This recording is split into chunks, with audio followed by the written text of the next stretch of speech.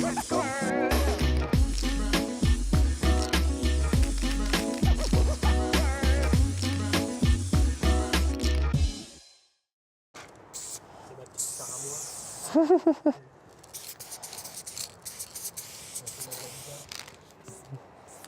suis avant tout graffiti artiste, mais il y a 25 ans en arrière, j'avais collé un visage, un bout de tissu, avec un petit personnage un peu naïf, des petits points, tu vois. Et j'avais marqué en dessous pop et graffiti. Et j'avais dit au gars, hey, c'est cool ça, pop graffiti, c'est ce que je fais en fait. Vu que je commence à coller des trucs, je mélange, j'arrachais, tu sais, les graffitis que je faisais. Alors, par exemple, là, ici, j'aimais que le A que j'avais fait. Donc, j'arrachais le bout qui me plaisait, tu vois, ici. Et que je recollais sur un autre bout qui me plaisait. Que je recollais sur un autre bout qui me plaisait. Donc, je prenais que les bouts qui me plaisaient. Et je me disais, ah, mais c'est pas mal, ça. Je suis plus obligé de me faire chier à faire un dessin où tout me plaît et où... Non, je peux prendre des bouts, je peux sampler un peu, tu vois, comme un musicien. Souvent, on me dit, ça vient d'où le pop graffiti? Et quand je le raconte, je parle de mes carnets de croquis. Je dis, bah, en fait, je faisais des graphes sur mes cahiers à l'école. Tout le temps, on était tout le temps en train de pratiquer, en fait, avec des Posca, avec des crayons et tout. Et après, tu vois, j'ai commencé à... Alors ça, c'est un des tout premiers, mais ça date vraiment d'il y a vraiment 25 ans, tu vois. Je devais avoir 15-16 ans et en fait, je faisais ça sur des bouts de journaux que je recollais après avec des petits personnages et tout. Et en fait, ça vient de ça. Je trouvais que le mélange, en fait, après, entre le papier, les découpages et tout, était plus sympa que simplement ça, tu vois. Mon cher ami Alex Gallosi a fait une séance photo avec Amélie, ma chérie. Et là, aujourd'hui, en fait, je vais utiliser donc un des portraits qu'il a fait. Donc, c'est... En fait, c'est une double, triple, quadruple collab, quoi, finalement, parce que Alex, déjà, il filme. Donc, on a des vidéos ensemble. Il me fait des photos, donc on a des photos ensemble. Il fait des photos de portraits, donc des portraits artistiques que j'utilise derrière. J'ai même utilisé des photos de gamines de sa famille et tout. Donc, ça fait vraiment un vrai partage. Je crois qu'on y est depuis 8 h du matin. Et il y a quand même un travail en amont de réflexion qui est quand même important parce que c'est difficile à chiffrer en heures parce qu'ils bossent sur plein de projets en même temps. Donc, ils cherchent toujours plusieurs portraits en même temps, plusieurs affiches. Mais il y a beaucoup d'heures d'ordinateur quand même. Hein. Il y a beaucoup d'heures d'ordinateur. C'est pas ce qui l'éclate le plus.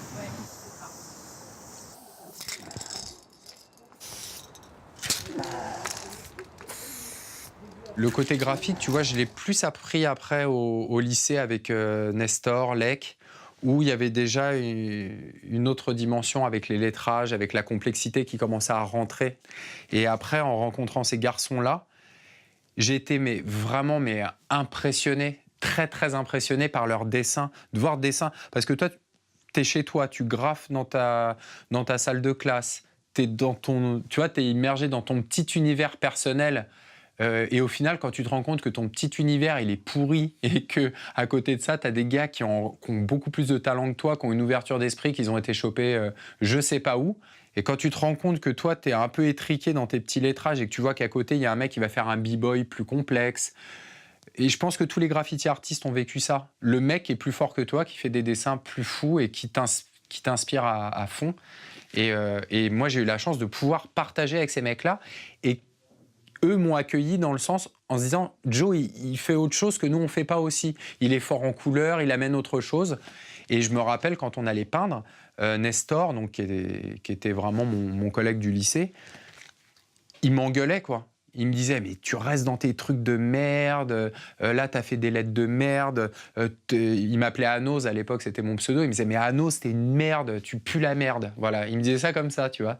À l'époque, si vraiment... J'essaie de me souvenir, je pense qu'il y avait quand même malgré tout un sentiment de puissance et d'invulnérabilité. Parce que, en fait, on se disait tout est possible. Il y a des murs, il y a la police, il y a tout, mais on y va quand même, on le fait. Je dormais ici, moi, quand j'étais gamin, et je sortais par cette porte-là, pendant que mes parents dormaient, tu vois, ici. Et là, je partais dans la ville. Donc, je me suis fait courser par les chiens. Moi, j'avais pas de scooter, j'avais pas de vélo, j'avais rien, j'y allais à pied. Donc, je mettais la parka, les bombes un peu dans le sac partout. Et en fait, je taguais un maximum possible. Je veux dire, fallait que je rentre aussi avant de partir à l'école. Donc, il y avait un timing où il fallait que j'en mette le maximum possible, dans le maximum d'endroits, en un minimum de temps.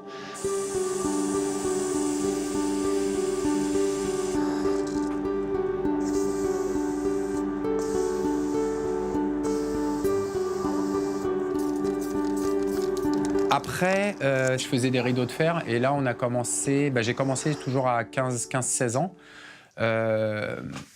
où on allait vraiment démarcher donc, les magasins. On disait, voilà, nous, on fait une peinture à l'aérosol sur votre rideau de fer.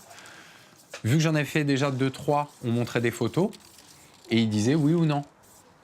Et donc, justement, une fois, j'ai eu la chance de pouvoir faire un Sport 2000 au Rincy.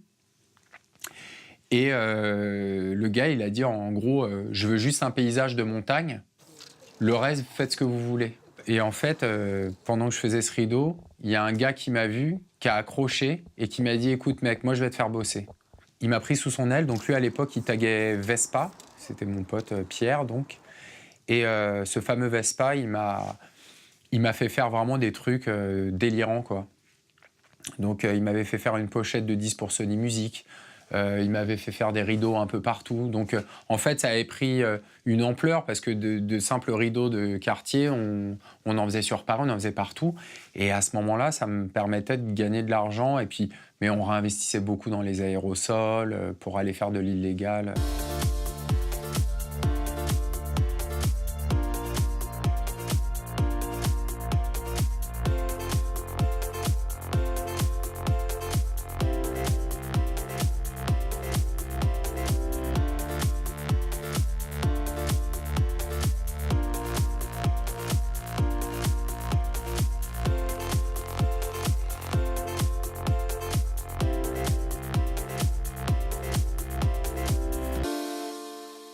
Par contre, si vous pouvez arrêter de me filmer.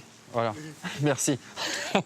J'ai peint donc jusque dans les années 2000, en 2000. Et à côté de ça, moi, j'ai toujours aussi joué de la guitare et écrit des chansons. Et j'ai pu en fait enregistrer ici, pas très loin, avec un ingénieur du son sous le nom de El Pequeño, qui était lui donc ingénieur du son et réalisateur de hip-hop. Donc j'ai commencé à chanter mes chansons sans me déballonner, tu vois. Et à la fin, il m'a dit bah écoute, quand est-ce qu'on commence? Et donc on a monté Hôtel avec donc Damien à la basse, John qui était un batteur et El Pequeño et moi, quoi, on a fait le groupe. Et puis en fait, on a bossé ensemble pendant 12 ans.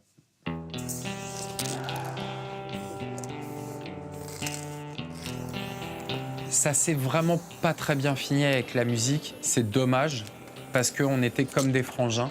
Et en gros, il y a eu des soucis humains et ça s'est mal fini. Enfin voilà, Amélie, donc, elle m'a vu triste à ce moment-là. Elle a vu que les choses s'effilochaient. Et à ce moment-là, c'était à la période de Noël. Je lui ai offert une toile, donc une toile qui s'appelle Pink Lady, qui est à la maison. Et quand elle l'a vue, j'ai vu ses yeux. Mais elle s'attendait pas à ça. Mais c'est toi qui as fait ça.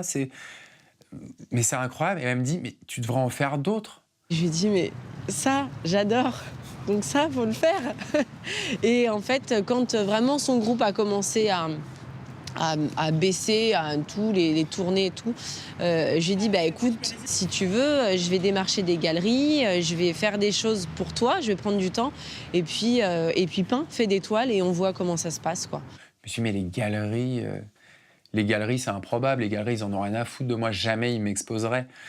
Et puis, elle m'a aidé. Et puis, les choses se sont faites petit à petit. En fait, il y a une première galerie qui a accepté, une deuxième. Et moi, je me suis dit, mais c'est fou, ça. Et puis, après, j'ai fait le chemin inverse du début, où j'ai commencé dans la rue, où les galeries m'ont exposé. Puis après, j'ai commencé à être appelé pour des projets dehors. Donc, les choses se sont faites comme ça. Il a eu sa cote officielle suite à une vente aux enchères. Ça se fait comme ça, en fait. Il a été contacté par 2 commissaires-priseurs qui avaient flashé sur son travail et qui voulaient mettre en vente une de ses œuvres. Une a été vendue voilà, à un montant qui était plus élevé que ce qu'il vendait en galerie. Et donc, ce qui fait que sa cote a été augmentée. Et voilà, donc maintenant, il s'aligne toujours. C'est des prix au mètre carré, donc au centimètre carré, du coup. Voilà, il y a une reconnaissance et puis il y a une crédibilité dans le marché de l'art officiel. Dans les années 2000, je me suis dit, mais de toute façon, on fait des lettres. On fait des grosses lettres sur des murs. En quoi c'est de l'art? Et je trouvais que le graffiti, à part te faire courser, avoir des chiens au cul et puis de courir partout, ce qu'on créait au final, quand je regarde les photos aujourd'hui, je me dis, oui, on faisait des lettres sur des trains ou sur des camions ou sur des murs, mais qu'est-ce qu'on amenait à cette histoire de l'art quand même? Parce que c'est important de s'en soucier. Et je me suis dit, en fait, on n'amène rien, donc je peux le quitter sans problème. Et quand j'ai remis le pied dedans, grâce à Amélie, parce que là, c'est complètement grâce à elle, je me suis dit, mais qu'est-ce qui se passe là? Mais ils ont continué, les mecs, ils sont fous, c'est incroyable, quoi. Ils ont transcendé le truc, mais en fait, je t'avoue en toute humilité que je n'avais pas entreaperçu ce qu'il pouvait y avoir au-delà de faire des lettres sur des murs. Et en fait, au-delà, il y a plein de choses. Il y a des gens qui ont ouvert des portes. Et ces portes-là, je ne les avais pas vues quand je me suis remis à la peinture. Et c'est qu'ensuite que je les ai vues. Ça, c'est ce que je faisais donc il y a 25 ans. Donc, des choses comme ça, voilà, où le graffiti m'ennuyait déjà à l'époque et je commençais à coller des choses. Ça, c'est une photo de graphe que j'avais fait sur un mur, donc j'ai collé par-dessus. Et je m'étais dit un jour, si je m'y remets, ça va être des choses comme ça. Mais comment? J'en sais fichtre rien, tu vois. En gros, j'ai mis le pied dans un train en marche. Un train qui avait déjà fait pas mal de kilomètres et où tous les artistes qui étaient dans ce train m'ont accueilli avec gentillesse et à bras ouverts. Mais c'est extraordinaire, tu vois, de peindre avec des garçons qui n'ont jamais arrêté et qui te redonnent finalement quelque chose et en fait l'envie renaît de ces rencontres, l'envie renaît de ces échanges et j'ai l'impression qu'en fait aujourd'hui tout est possible. Après, il ne faut pas faire non plus n'importe quoi, mais tout est possible dans le sens où je peux faire vraiment ce que j'ai sur le cœur.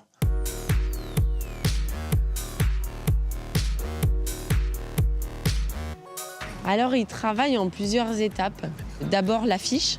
Il travaille beaucoup l'affiche. Il y a toute une recherche de portraits, donc son affiche principale. Tous les lettrages qu'il y a en fond, il les travaille aussi. Donc, tout ce travail-là, c'est du travail ordinateur, quoi. Hein. Et après, sur place, c'est en général très tôt le matin. Si c'est de l'illégal, encore plus tôt. Mais c'est rare, hein, parce que maintenant, il n'a plus l'âge de courir et de cavaler dans les rues. Il fonctionne toujours de la même façon. Après, c'est vraiment le support qui est intéressant, le lieu, le contexte, voilà. Aujourd'hui, j'aime bien connaître le format au centimètre près, presque.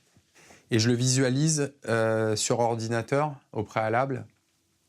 Et je travaille un visuel. Je pourrais le faire en sérigraphie. Là, il s'avère que j'utilise des affiches.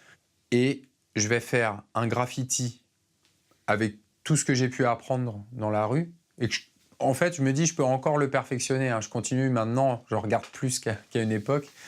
Mais donc un graffiti à la bombe en dessous. Donc c'est des grosses lettres, voilà, avec des grosses couleurs, avec des aplats et des codes avec des points, des lignes, des trucs très warholiens, très liechtensteiniens. Tiens, je vais utiliser cette couleur que tu m'as sortie, Amel, regarde, c'est juste pour toi. Moi, j'aime bien voir la peinture, sentir la matière, parce que c'est vrai que quand on peint à la bombe, c'est très propre. Tu peux faire des couleurs qui passent les unes par-dessus les autres, toujours avec un... Tu vois, dans le graffiti, il y a toujours cet esprit de propreté. Et puis la couleur qui est faite par inadvertance, généralement, embête beaucoup les graffeurs. Moi, j'aime beaucoup voir la peinture, sentir sa matière, me dire que là-dedans, c'est pas qu'un léger vapeau qui fait des couches successives propres, mais il y a aussi de la consistance. Donc, j'aime bien la voir, la sentir en épaisseur.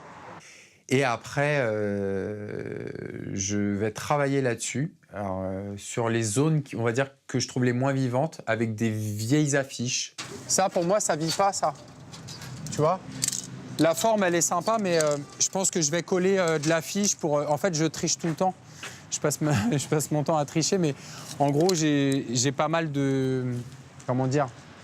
de petits tours dans mon sac pour ces zones que moi j'appelle zones mortes où il n'y a pas de... où ça bouge pas, quoi. Je trouve pas ça très dynamique. C'est un peu anachronique en plus et j'aime bien ce côté un peu... voilà, ce mariage et cette confrontation des époques. Et je termine par-dessus tout ça par un grand visage, parce que j'aime bien aussi qu'on puisse se repérer avec une assise, quelque chose. Et ça me permet de représenter des idoles, ma muse, Amélie. J'ai pu représenter l'abbé Pierre, j'ai pu représenter Nelson Mandela, j'ai fait la Joconde, la liberté guidant le peuple de Delacroix, ou Cabu, bien évidemment, Cabu, qui a bercé ma jeunesse. J'étais obligé de le faire.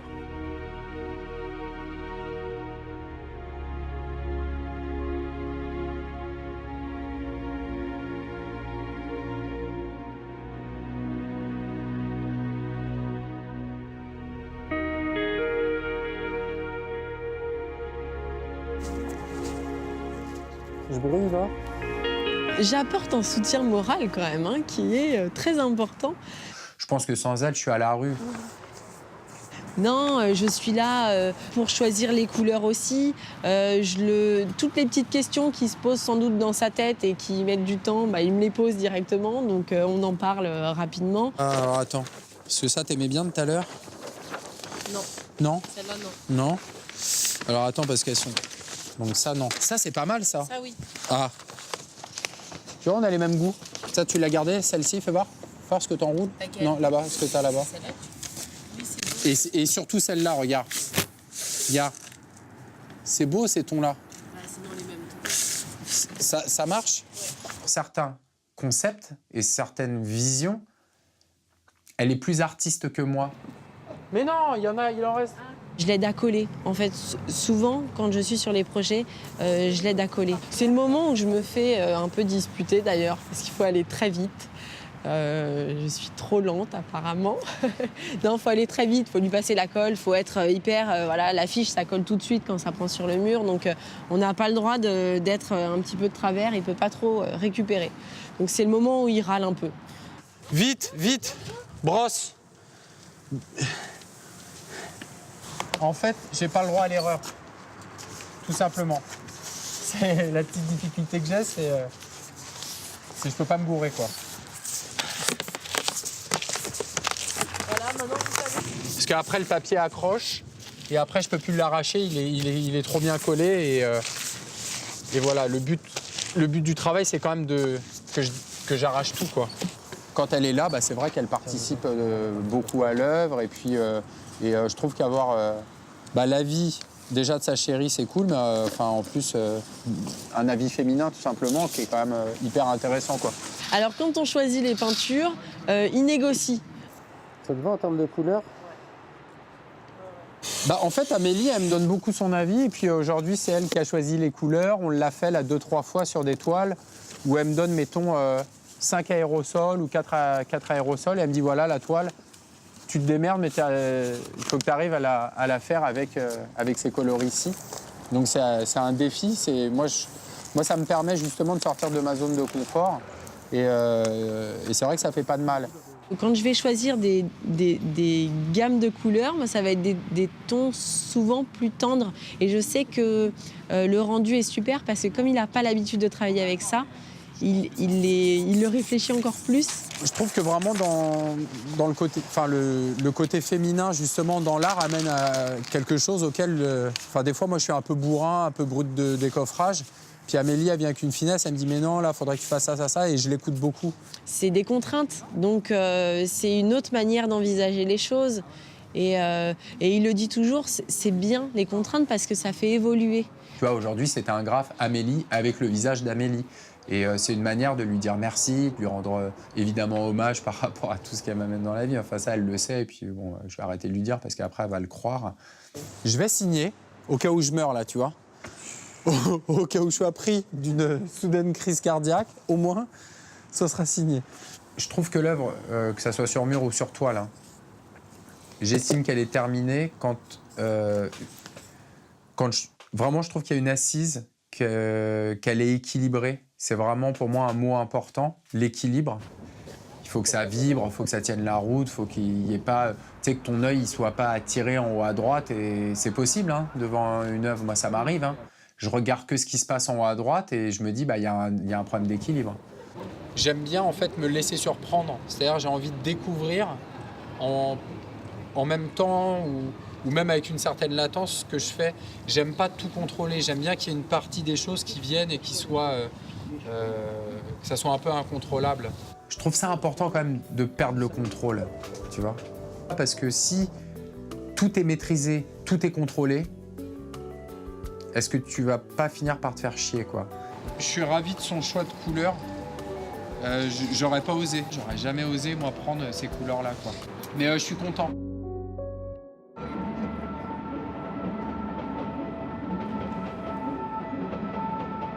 Je suis souvent en performance, par exemple, là avec Première Urgence, c'était t'as un mur qui fait 4,40 m de haut sur presque 7 mètres de large, faut le faire dans la journée en comptant la première couche de graffiti, en comptant les pochoirs, en comptant tout l'équilibre dont je te parlais, après les premières affiches marouflées, après le visage de fin, après les déchirures, et puis après tout ranger, rentrer à la maison et faire... Enfin, là, je me dis, oui, c'est un défi quand même. Moi, par exemple, ça, c'est un mur où j'ai dit à Alex Gallosi, avec qui je suis beaucoup et que j'adore, je lui ai dit, Alex, je vais pas le faire. Je lui ai dit, hein, à Première Urgence, je lui ai dit, là, je pourrais pas coller, c'est trop haut, je peux pas. Et il m'a dit, si, tu vas le faire. Tu vois, ça aussi, c'est quand même... c'est un échange, c'est un partage. Et s'il n'avait pas été là, je crois que j'aurais plié bagage. C'est compliqué ce projet-là parce que c'est avec Première Urgence Internationale. Le projet était autour de l'exil syrien. Donc c'est très d'actualité. Et Jo, il a du mal avec l'engagement politique.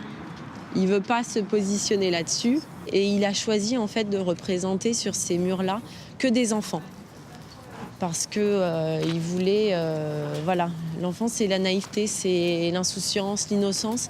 Et il a voulu représenter que des enfants.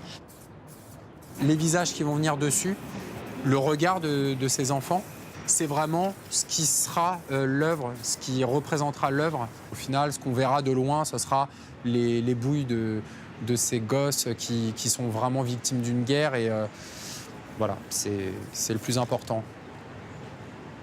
Utiliser l'art, c'est un bon moyen de faire savoir au grand public quelle est la souffrance réelle des gens que nous aidons au quotidien sur le terrain. Historiquement, l'association a toujours essayé de communiquer sur ces crises humanitaires de façon un petit peu différente. Notre projet à nous, c'est d'essayer d'attirer ou de capter l'attention des gens sans les choquer.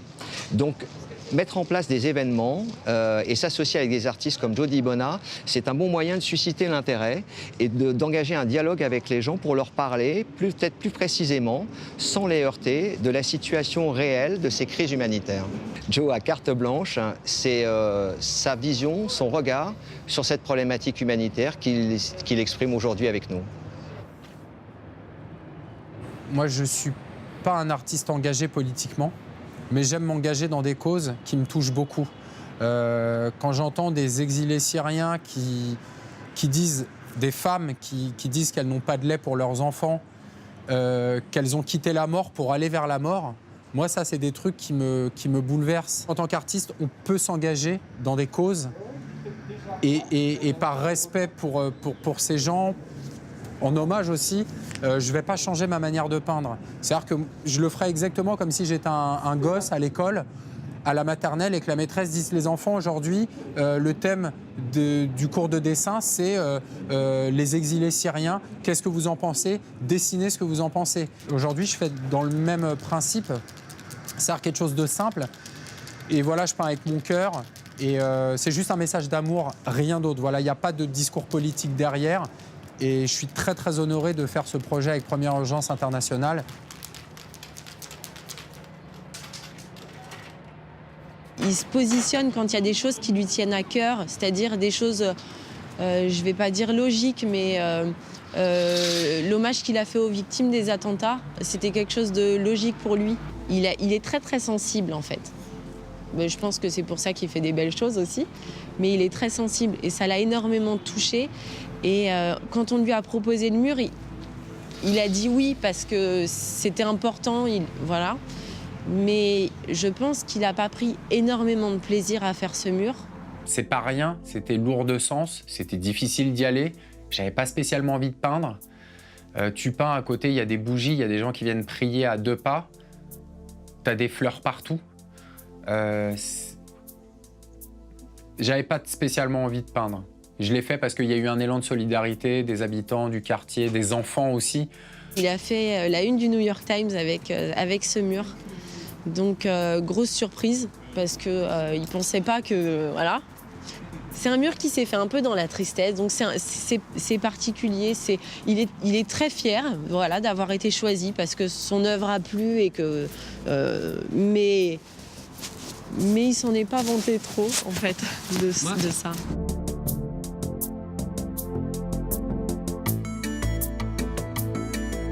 J'aime bien quand Picasso il disait à la fin de sa vie, je recherche quelque chose que j'ai perdu. C'est fabuleux. Il recherchait cette naïveté de quand il était enfant. Et il y a certains tableaux peu avant sa mort qui sont assez bouleversants. Tu vois, ça dégouline, il y a de la couleur en même temps, il y a des endroits où il n'y en a plus. Et il y a l'équilibre qui est formidable, tu vois. Donc, j'aime bien voir des vieilles choses où je me dis ah ouais, quand même, j'avais cette liberté-là que j'ai peut-être perdue. Est-ce que je vais la retrouver ?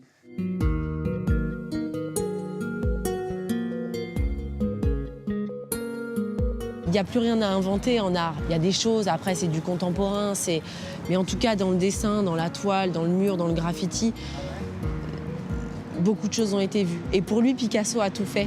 Picasso, c'était un graffeur, c'était un dessinateur, c'était un peintre, c'était un plasticien, c'était tout. Donc voilà, il l'a énormément ouvert à l'art et passionné, quoi. Mais il s'intéresse à beaucoup de choses. C'est un passionné, c'est un passionné.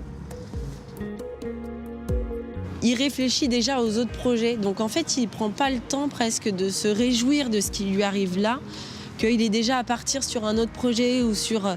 Donc j'ai l'impression que... ouais, il se rend pas compte de ce qui lui arrive dans la peinture. Il m'a dit j'aurais payé pour que ça m'arrive en musique. Et ça s'est pas passé. Et du coup, il prend du recul et il se dit bon, ça peut s'arrêter aussi, on sait pas. Voilà, ça marche là, ça marchera peut-être plus demain, on sait pas. Donc il se réjouit pas trop vite, quoi. J'ai tellement de chance de pouvoir faire ça, de pouvoir avoir des projets, de pouvoir voir aussi à plus long terme que quand j'étais dans la musique déjà. C'est fabuleux, tu vois. Je préfère vivre au jour le jour, apprécier chaque instant, chaque moment, comme là maintenant. Et ça, ça me suffit, je suis ravi.